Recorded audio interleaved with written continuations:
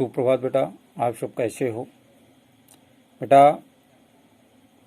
महाकवि सूरदास जी द्वारा रचित सूरसागर ग्रंथ के पद नामक शीर्षक से संकलित यह पद आज आपको पढ़ाएंगे।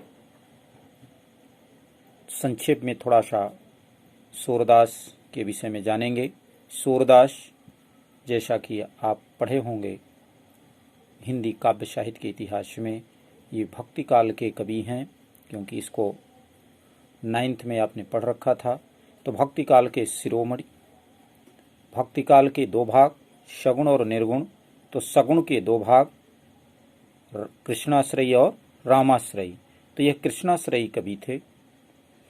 तो भक्ति काल के सगुण शाखा के, कृष्णाश्रयी शाखा के अष्टछाप कवियों में सर्वश्रेष्ठ कवि महाकवि सूरदास हिंदी काव्य साहित्य में सूर्य के समान चमत्कृत हो रहे हैं। इसलिए विद्वानों ने कहा है, सूर शूर तुलसी शशि उडगन के सौदास, अब के कवि खद्योत सम इत उत करत प्रकाश। यानी सूरदास जी को सूर के समान बताया गया, जिनका चमत्कार कवियों में आज भी चमत्कृत हो रहा है। सूरदास जी भगवान श्री कृष्ण के अनन्य भक्त थे और गुरु की कृपा इनके ऊपर बहुत ज़्यादा थी, जिसके कारण यह शूर होते हुए भी परमात्मा के विभिन्न गुणों का वर्णन किया। उन्हीं वर्णन में आज पहले पद को हम लोग पढ़ेंगे, जिसमें कवि ने भगवान के चरणों की वंदना करता है और वो बताने की कोशिश करता है भक्तों कि परमात्मा के चरणों के यदि आपको आशीर्वाद मिल जाए और किसी के भी जीवन में यदि परमात्मा का आशीर्वाद मिल जाए तो उसका जीवन आनंद से भर जाता है और वह मनुष्य क्या नहीं कर सकता है। तो इसलिए यहाँ पर प्रभु के अर्थात भगवान श्री कृष्ण की महिमा का वर्णन करते हुए महाकवि सूरदास जी ने लिखा है कि क्या लिखा है, पहले बेटा पढ़ेंगे। चरण कमल बंदव हरि राई, जाकी कृपा पंगु गिरिलंघ है, जाकी कृपा पंगु गिरिलंघ है, अंधे को सब कुछ दर्शाई, चरण कमल बंदव हरि राई। बहिरो सुने गूंग पुनि बोले, बहिरो सुने गूंग पुनि बोले, रंक चले सिर छत्र धराई, चरण कमल बंदव हरि राई। सूरदास स्वामी करुणा में, सूरदास स्वामी करुणा में, बार बार बंदौ तिहि पाई, चरण कमल बंदव हरि राई। प्रस्तुत काव्यांश में कवि ने भगवान श्री कृष्ण के कमल रूपी चरणों की वंदना करते हुए लिखा कि चरण कमल बंदव हरि राई। जो चरण है वो कैसा है, किस रूप में है, तो कहा कमल रूपी। तो कमल रूपी जो कमल के समान कोमल है, हरिपद कोमल कमल से, पढ़े होंगे बेटा उपमा अलंकार में। यहाँ पर रूपक अलंकार की प्राप्ति होगी, क्योंकि कमल रूपी चरण है। तो कहा कमल रूपी चरणों की वंदना मैं करता हूँ। और किसके कमल रूपी चरणों की वंदना करता हूँ, तो कहा हरि राई। राई माने सूक्ष्म, जो एक आप देखते हैं जिससे आप सरसों कहते हैं। तो कहा कि अत्यंत जो हरि स्वरूप है वह उस राई के समान अत्यंत सूक्ष्म है। तो कहा ऐसे उस परमात्मा के सूक्ष्म स्वरूप के कमल रूपी चरणों की मैं वंदना करता हूँ। फिर से देखिए, प्रस्तुत काव्यांश में कवि ने भगवान श्री कृष्ण के कमल रूपी चरणों की वंदना करते हुए कहते हैं कि मैं अपने उस हरि, उस परमात्मा जो सूक्ष्म स्वरूप है, का उस सूक्ष्म स्वरूप परमात्मा के कमल रूपी चरणों की मैं वंदना करता हूं। कहा क्यों वंदना करता हूं? जाकी ही कृपा, जाकी माने जिसकी, कहा जिसके कमल रूपी चरणों की कृपा से पंगु गिर लंघ है। पंगु माने बेटा लंगड़ा, गिर माने पर्वत, लंघ माने लांघ जाता है। कहा जिस चरणों की कृपा से, जिन चरणों की कृपा से, जिन चरणों के आशीर्वाद से लंगड़ा व्यक्ति भी पर्वत को पार कर जाता है, लांघ जाता है। ये है प्रभु की महिमा बेटा। अंधे को सब कुछ दर्शाई, अंधा व्यक्ति को सब कुछ दिखाई देने लगता है। किसकी कृपा से? उस कमल रूपी चरण की कृपा से, प्रभु की कृपा से। बहिरो सुने, बहरा व्यक्ति सुनने लगता है। गूंग पुनि बोले, और जो गूंगा है वह फिर से बोलने लगता है। पुनि माने फिर से। और इतना ही नहीं बेटा, रंक चले सिर छत्र धराई, कहा जो रंक है, गरीब है, सिर छत्र धराई, सिर पर राज मुकुट को धारण करके, छत्र माने राज मुकुट को, धराई माने धारण करके चलने लगता है। यदि परमात्मा का आशीर्वाद मिल जाए, परमात्मा की कृपा हो जाए, तो बहरा व्यक्ति सुनने लगता है, गूंगा व्यक्ति फिर से बोलने लगता है, और जो गरीब है कहा वह भी अपने सिर पर राज मुकुट धारण करके चलता है, अर्थात उसे भी किसी प्रकार की कोई कमी नहीं रह जाती। इसलिए लास्ट में सूरदास जी ने कहा, सूरदास स्वामी करुणामय। सूरदास जी कहते हैं कि हमारे जो स्वामी हैं वो बड़े करुणामय हैं, बड़े दयालु हैं, वो तो करुणा के सागर हैं। ऐसे करुणा के सागर, ऐसे दयालु कृपा निधान अपने स्वामी को मैं प्रणाम करता हूँ। और इतना ही नहीं, बार बार बंदों तिह पाई, और कहता हूँ कि मैं आपके चरणों की वंदना बार बार करने के लिए प्राप्त करूं।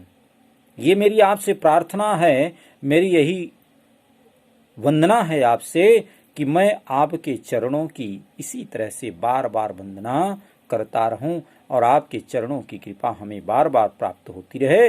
यही मेरी इच्छा है, यही मैं आपसे प्रार्थना करता हूं कि इसी प्रकार का हमें आशीर्वाद प्रदान करते रहें, हमें वह शक्ति दें, वह शक्ति हमें दो दया निधे, कर्तव्य मार्ग पर डट जावें। तो यहाँ पर भी कवि ने कहा कि हे प्रभु, मुझे आप अपना आशीर्वाद बनाए रखें, क्योंकि आप तो करुणा के सागर हैं, दया के सागर हैं, आप सभी भक्तों पर अपनी कृपा को बरसाए रखें। तो बेटा, मानव के जीवन में परमात्मा का क्या महत्व होता है, इस महत्व का वर्णन यहाँ पर संत सूरदास जी ने, महाकवि सूरदास जी ने किया है। काव्य सौंदर्य देख लें बेटा। पूरे पदों में भाषा एक ही है, ब्रज भाषा है, छंद जो है वह गे है। पूरे पदों में, पूरे 13 पद हैं, 13 पदों में पूरे आपको छंद जो है वह गे मिलेगा, भाषा ब्रज। अब यहाँ पर रस रहा, रस जो है वह शांत है, और भक्ति 2 रसों की प्राप्ति हो रही है। और जो अलंकार है वह अलंकार में आपका रूपक एक तो हो गया, और दूसरा बार बार तो यहाँ पर पुनरुक्ति भी है और अनुप्रास भी है। तो वर्णों की आवृत्ति, शब्दों की आवृत्ति प्राप्त होने के कारण पुनरुक्ति और अनुप्रास अलंकार, इन 2 अलंकारों की प्राप्ति होती है। ठीक है बेटा, और रूपक तो है ही है। अब आगे बेटा देखते हैं दूसरे पद में क्या कवि ने कहा है। दूसरे पद में बेटा महाकवि सूरदास से किसी भक्त ने पूछ लिया, जैसा कि कभी कभी आप भी पूछ लेते हैं कि गुरुजी ये बताएं परमात्मा होते कैसे हैं। व्याख्यान तो बहुत अच्छा बता देते हैं, उनका गुणगान तो आप बहुत अच्छा कर देते हैं, लेकिन उस परमात्मा का दर्शन हम सब नहीं कर पाते हैं। और क्यों नहीं कर पाते हैं? अब यहाँ पर उसी विषय को किसी भक्त ने महात्मा सूरदास जी से पूछ लिया। कहा कि आप अपने प्रभु का इतना गुणगान कर रहे हैं, आप अपने स्वामी का इतना गुणगान कर रहे हैं, तो बताइए कि वह परमात्मा आपका है कैसा, उसको कैसे जाना जा सकता, उसके तक कैसे पहुंचा जा सकता है। इसी बात को यहाँ पर महात्मा संत महाकवि सूरदास जी ने वर्णन किया। क्या कहा, इस बात को समझिए बेटा, क्योंकि यह परमात्मा इतना आसानी से इतना सहज भाव से नहीं प्राप्त हो सकता। क्योंकि आप समझिए, जब आपको एक अच्छा अंक लेना होता है, एक अच्छा पद हासिल करना होता है, तो कितनी मेहनत करनी पड़ती है। तो यहाँ तो आपको परमात्मा व सर्वशक्तिमान उस परमात्मा स्वरूप को प्राप्त करना है, तो उसको कितना प्राप्त करने में मेहनत करनी होगी, कितनी तपस्या करनी होगी। इसलिए यहाँ पर कवि ने कहा कि आइए अब आपको बताते हैं। क्या कहा कवि ने? अविगत गति कछु कहत न आवे, ज्यों गूंगे मीठे फल को रस अंतर्गत ही भावे, परम स्वाद सबहि सुनिरंतर अमित तोष उपजावे, मन बानी को अगमय गोचर सो जाने जो पावे, रूप रेख गुण जाति जुगति बिनु निरालंब कित धावे, सब विधि अगम विचार ही ताते, सूर सगुण पद गावे, अविगत गति कछु कहत न आवे। क्या बात कहा महाकवि सूरदास जी ने। कहा कि हे मानव, अविगत गति जो अज्ञात है, अविगत माने अज्ञात, गति माने स्वरूप, जो स्वरूप अज्ञात है, जो परमात्मा का रूप है वो कैसा है? अज्ञात है। इसीलिए उस अज्ञात स्वरूप के विषय में कछ कहत न आवे, कुछ कहते नहीं बन रहा है, कुछ कह नहीं पा रहे हैं। अर्थात आपको नहीं समझा पा रहे हैं कि वह परमात्मा है कैसा, उसका स्वरूप कैसा है। कहा इस परमात्मा का भाव, उस परमात्मा का स्वरूप उसी तरह से हम जान सकते हैं जैसे ज्यों गूंगे मीठे फल को, ज्यों माने जैसे गूंगे को मीठा फल खिला दीजिए, श्रेष्ठ फल खिला दीजिए। गूंगा व्यक्ति है और उसे स्वादिष्ट फल जो स्वाद से युक्त हो, अर्थात सर्वश्रेष्ठ जो फल है, कहा उस फल को खिला दीजिए। और फिर उससे पूछिए कि इस फल का जो भाव है, जो रस का आनंद है, वो कैसा है। तो वह बता नहीं सकता, बल्कि वो कर क्या सकता है? उस रस का अंतर्गत ही भाव है, अपने अंतःकरण में उस रस का आस्वादन करता है, उस रस का आनंद प्राप्त करता है, लेकिन वह व्याख्यायित नहीं कर सकता। काहे मानव, उसी तरह से परमात्मा का स्वरूप है। जब परमात्मा के स्वरूप को जान जाओगे तो उसके सुख का अनुभव करोगे, उस ज्ञान का अनुभव करोगे, लेकिन उसे कभी व्याख्यायित नहीं कर पाओगे। आइए तीसरी लाइन में देखते हैं। परम स्वाद सबहि सुनिरंतर। उन्होंने कहा कि सबही, सभी लोगों को उस श्रेष्ठ स्वाद की, निरंतर माने हमेशा, उस श्रेष्ठ स्वाद का जो अनुभव है, कहा कि वह सभी को हमेशा प्राप्त होता है, लेकिन जो प्राप्त करना चाहता है उसी को प्राप्त होता है। समझना चाहता है वह समझ पाता है, नहीं तो वह उस परम स्वाद को नहीं समझ पाता है। और कहा इतना ही नहीं, अमित तोष उपजावे। अमित माने अमृत के समान संतुष्टि को वह उत्पन्न करता है। जैसे मनुष्य जब अमृत को पी लेता है तो उसे आत्म संतुष्टि होती है, अर्थात उसे लग जाता है कि अब हम इस माया मोह से, जन्म मरण के चक्र से मुक्त हो गए, यानी अब हमें मोक्ष की प्राप्ति हो गई। इस तरह का भाव जो उत्पन्न करता है अमृत, कहा उसी तरह का भाव उस परम स्वाद को प्राप्त करने के बाद संतुष्टि उत्पन्न होती है।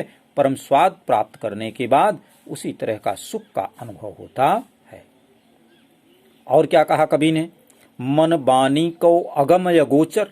कहा वह परमात्मा है कैसा? कहा मन और वाणी से बहुत दूर है और न दिखाई देने वाला। अगम माने बहुत दूर, अगम्य कहते हैं जो बहुत दूर हो। अगोचर जो दिखाई न, गोचर माने दिखाई देना, अगोचर माने जो दिखाई न दे। तो कहा वह बहुत दूर है और न दिखाई देने वाला है। सो जाने, कहा जो उसे जानता है सो पावे। कहा सो जाने, उसे जो जानता है, कहा वही उसे प्राप्त करता है। उस परमात्मा को वही समझ पाता है और कोई दूसरा नहीं। रूप रेख गुण जाति जुगति बिनु। कहा उस परमात्मा का न तो कोई रूप है, न रेखा चित्र है, न उसका कुछ गुण है, न जाति है, न कोई जुगति। जुगति माने उपाय, कोई उपाय भी नहीं है। अने भारतवर्ष वाले तो बहुत जुगाड़ू व्यक्ति हैं। वो तो तुरंत जुगाड़ लगा लेते हैं, जहां काम नहीं होना जुगाड़ लगा लेते हैं।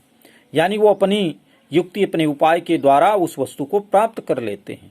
तो कहा कि वह परमात्मा स्वरूपहीन, रेखा विहीन, गुण जाति जुगति भिन्न। कहा न उसका कोई गुण है, न कोई जाति है और न कोई उपाय है। इसलिए ऐसे परमात्मा स्वरूप के पीछे निरालंब कित धावे। हे जीव, तुम निराश्रित होकर के, निरालंब माने निराश्रित होकर के कित धावे, किधर दौड़ोगे, कहां कहां दौड़ोगे। इसलिए हे मानव, तुम्हें क्या करना चाहिए? निराश्रित होकर के, जिसका कुछ आश्रय ही नहीं दिख रहा है, जब उसका कोई मार्ग ही नहीं दिख रहा है, तो उसके पीछे दौड़ने की क्या जरूरत है। इसलिए कवि ने कहा क्या करना चाहिए? सब विधि अगम विचार। काहे मानव, हमने सभी विधियों से इस अगम में, इस बहुत दूर रहने वाले परमात्मा के विषय में विचार कर लिया, सभी विधियों से। इसलिए हम सभी से ही कहते हैं तातय सूर सगुन पद गावे। कहा आप सभी, सूरदास जी कहते हैं कि आप सभी सगुण पद गावें, उस परमात्मा के सगुण पदों का गान कीजिए, उस परमात्मा के सगुण पदों का वर्णन कीजिए, उसका गुणगान कीजिए, उसे ध्यान कीजिए, तभी उस परमात्मा का ज्ञान प्राप्त होगा। अन्यथा उस परमात्मा का कोई रूप, आकार, जाति, गुण नहीं है और कोई उपाय भी नहीं है। और नहीं तो सभी प्राप्त कर लेते, उस परमात्मा का दर्शन कर लेते। तो इसलिए एक ही उपाय है, क्या? कि आप अपने अंतःकरण में उस परमात्मा का ध्यान करके, उस निराकार स्वरूप का ध्यान करके उसके गुणों का वर्णन कीजिए। चाहे वह कृष्ण रूप में हो, चाहे राम रूप में हो, चाहे शिव रूप में हो, चाहे हनुमान रूप में हो, किसी भी रूप में उस परमात्मा का हम ध्यान करें और उसके गुणों का वर्णन करें। यही एक मार्ग है जिससे हम उस परमात्मा के उस अभिन्न स्वरूप को प्राप्त कर सकते हैं, उसका अलौकिक दर्शन कर सकते हैं। ठीक है बेटा, आगे आते हैं। ये सब बेटा बोर्ड परीक्षा की दृष्टि से बड़े महत्वपूर्ण हैं, ध्यान रखिएगा। सूर, तुलसी, बिहारी, ये सब बड़े महत्वपूर्ण कवि हैं बोर्ड परीक्षा की दृष्टि से। तो इनके एक एक पद की व्याख्या, काव्य सौंदर्य और उनका जीवन परिचय बिल्कुल ध्यान से पढ़ते चलेंगे। यही बोर्ड की परीक्षा की जान है। ऐसे कवियों को बिल्कुल मत छोड़िएगा, इनके पूरे विषय का विधिवत अध्ययन करिएगा। ठीक है बेटा, और जिसको मैं फिर से कहता हूँ, जहाँ जो विषय न समझ में आए कमेंट के द्वारा हमें ज़रूर बताया करें। और बेटा कोशिश किया करें कि हर वीडियो को ज़्यादा से ज़्यादा पढ़ें, दूसरे को भी पढ़ाएं। ठीक है, अब आइए यहाँ पर हम लोग देखते हैं काव्य सौंदर्य। तो यहाँ पर भाषा एक ही है, ब्रज, छंद एक ही है, गेय, और जो रस है वह दो रस, जैसा कि ऊपर पद में है, भक्ति तथा शांत, इन दो पदों की प्राप्ति हो रही है। और जो अलंकार है, अलंकार में एक तो अनुप्रास है और दूसरा यहाँ पर दृष्टांत है, क्योंकि उस परमात्मा के स्वरूप का एक विधिवत दृष्टांत दिया गया, एक विधिवत वर्णन किया गया, इसलिए यहाँ पर बेटा दृष्टांत अलंकार की प्राप्ति हो रही है।